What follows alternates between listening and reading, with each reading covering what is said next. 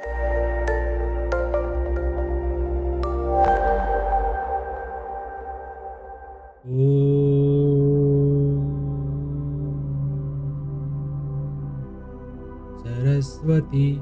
नमस्तुभ्यं वरदे कामरूपिणी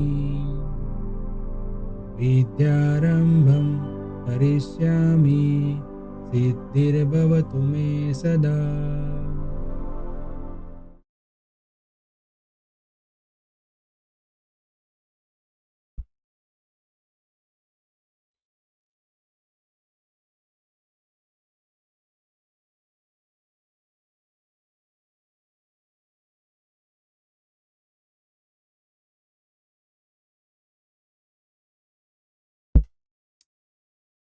hello everyone, welcome to Mantra e learning. Friends, index number में हम हमारी फिक्स्ड बेस मेथड यानी कि फिक्स बेस मेथड से हम इंडेक्स नंबर की कैलकुलेशन किस तरीके से होती है उसके बारे में देख रहे हैं। लास्ट लेक्चर में हमने इलस्ट्रेशन देखा था। आज हम उसमें आगे बढ़ेंगे, इलस्ट्रेशन और देखेंगे फिक्स बेस मेथड के। तो आइए चलिए शुरू करते हैं। आज देखते हैं हम इलस्ट्रेशन नंबर 2। यहाँ पे ये दिया गया है कि the price per unit of 6 food item, the price per unit of 6 food item in the year 2014 and 15 are given in the following table। यहाँ पे एक टेबल के अंदर हमें 6 फूड आइटम की प्राइस की डिटेल दी है पर unit. Taking 2014 as base year, compute the general index number. में कैलकुलेट करना है general index number for the price of food item and state the overall rise in price of this food items. अब देखते हैं क्या क्या हमें detail दी है। देखो यहाँ पे 2014 और 15 के लिए यहाँ पे हमें 6 फूड आइटम जो है, फूड आइटम है ब्रेड, एग्स, घी, मिल्क, चीज एंड बटर। उसके यूनिट जो है वो है ब्रेड जो है पैकेट में है, एग्स डजन में है, घी टीन, मिल्क लीटर में है, चीज किलोग्राम में है, बटर किलोग्राम में है। और 14 और 15 दो साल हमें यहाँ पे दिया है, 2014 और 2015। उसकी रुपीज में हमें यहाँ पे प्राइस दी है। ठीक है, अब हमें यहाँ पे इसका जनरल इंडेक्स नंबर कैलकुलेट करना है, कंप्यूट करना है। किस तरीके से हम करेंगे, तो जो हमें क्वेश्चन दिया है उसको कुछ इस फॉर्मेट में हम लिखेंगे। ब्रेड, अब 2014 का जो प्राइस है उसको हम बोलेंगे P0 क्योंकि वो बेस ईयर है, और 15 का जो प्राइस है उसको हम बोलेंगे P1 क्योंकि वो करंट ईयर हम उसको मानेंगे। और प्राइस रिलेटिव फाइंड करेंगे। पहले क्या करेंगे, प्राइस रिलेटिव। इंडेक्स नंबर की डेफिनेशन में हमने देखा था कि इंडेक्स नंबर जो है रिलेटिव मेजर है। रिलेटिव किस चीज़ का, तो जिस चीज़ के हम कंपेरिजन कर रहे हैं उस चीज़ का। यानी कि प्राइस कंपेरिजन कर रहे हैं तो प्राइस के कंपेरिजन को हम बोलेंगे प्राइस रिलेटिव। अब ये जो प्राइस रिलेटिव आएगा अलग अलग प्रोडक्ट के लिए, वो जो टोटल आएगा उसको फिर उसके हम जनरल इंडेक्स नंबर में कैलकुलेट करेंगे। सबसे पहले ब्रेड की आइटम थी, उसकी हम प्राइस लिख लेंगे और उसका कैलकुलेशन करके ये अमाउंट फाइंड करेंगे। 28P1 और 25P0 और अमाउंट उसकी आ गई टोटल 1.1200। अब एग्स के लिए 35,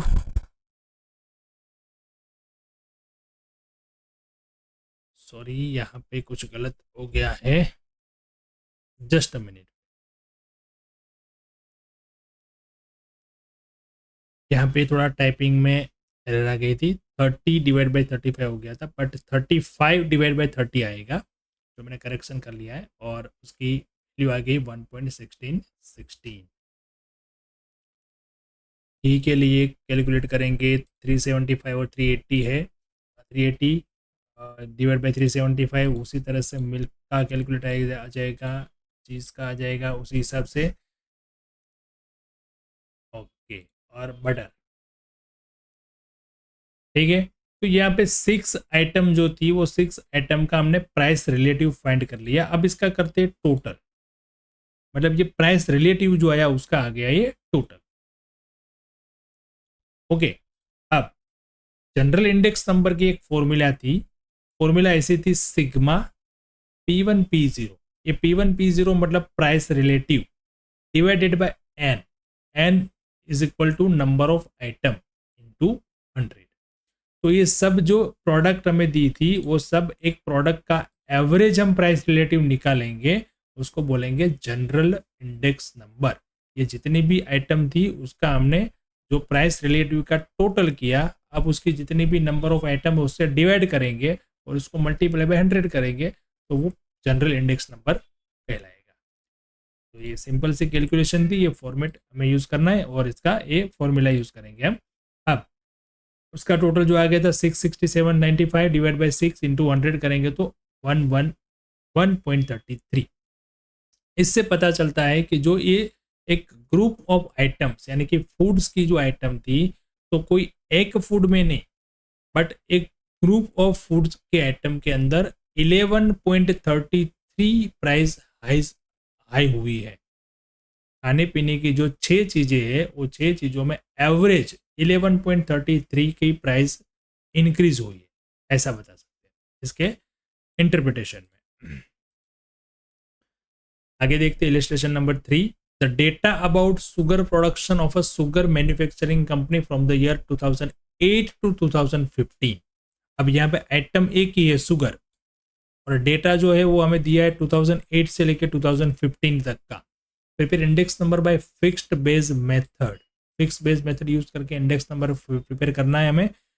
data taking average production of year 9, 10 and 11, मतलब बेस ईयर जो है वो कोई एक ईयर नहीं लेना है हमें, उसमें 9, 10, 11 का एवरेज लेना है।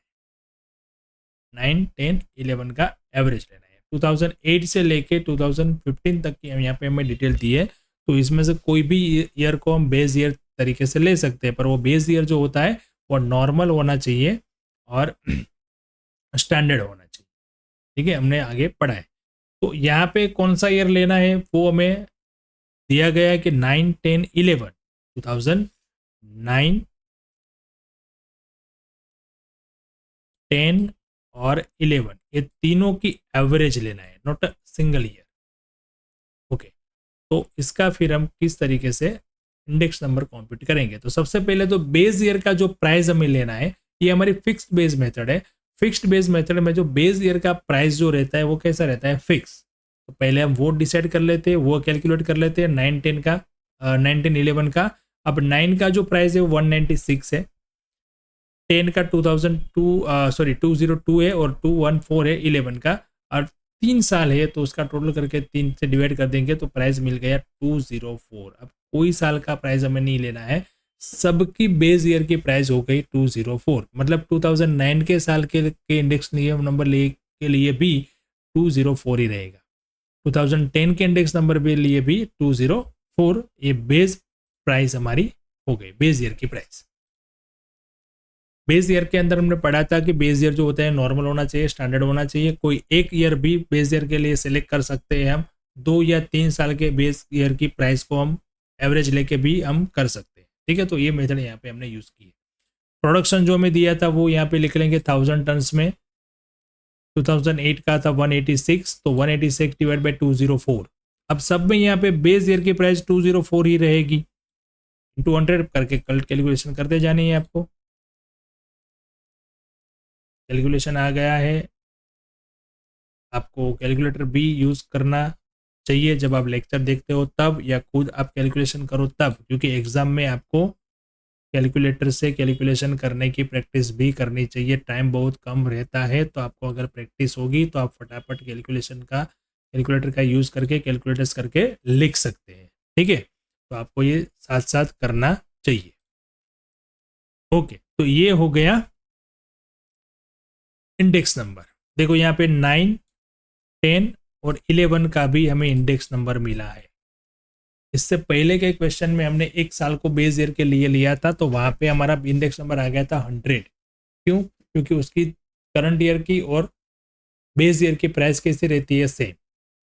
तो ये एक रूल हम सीखते हैं, यहाँ पे एक डिसीजन ये हमें मिलता है, यहाँ पे एक रिजल्ट मिलता है कि बेस ईयर जो होता है उसका प्राइस उसका इंडेक्स नंबर ऑलवेज 100 रहता है। बट यहाँ पे 2009 अकेला बेस ईयर नहीं है, 10 अकेला बेस ईयर नहीं है, ये तीनों के प्राइस की एवरेज है। तो यहाँ पे कोई भी ईयर का आप देख लो, आपको इंडेक्स नंबर 100 मिला नहीं है, क्योंकि इसमें से कोई एक साल को हमने बेस ईयर से नहीं लिया, 3 साल की एवरेज को लिया है। ठीक है फ्रेंड्स, ओके। चलिए आज के लिए बस ये 3 एग्जाम्पल रखते हैं, और कल आगे के नेक्स्ट लेक्चर में हम और नए क्वेश्चन के साथ मिलेंगे। ठीक है, तब तक के लिए आप इतना प्रैक्टिस कर लीजिए, उसके जैसे क्वेश्चन आपको एक्सरसाइज में दिए तो उसकी भी आप खुद प्रैक्टिस करिए, और वहाँ पे भी कुछ आपको क्वेरी है तो आप मुझे कमेंट बॉक्स में बता सकते हो। मेरा नंबर यहाँ पे आपको दिया गया है, व्हाट्सएप नंबर है वो,